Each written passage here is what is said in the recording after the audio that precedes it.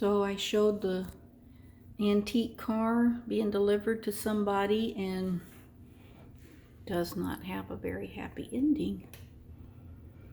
I don't know what happened. The car is still up on the trailer and they just wheeled a guy into the back of the ambulance with one leg all wrapped up.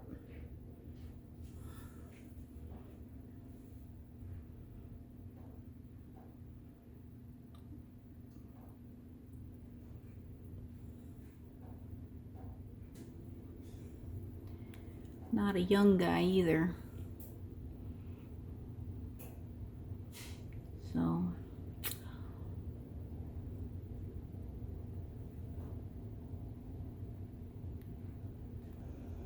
there they go.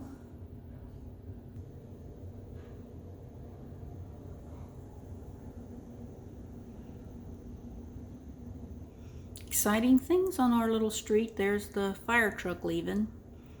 All right. I don't know if I'll ever know exactly what happened, but Deborah Jean is signing off.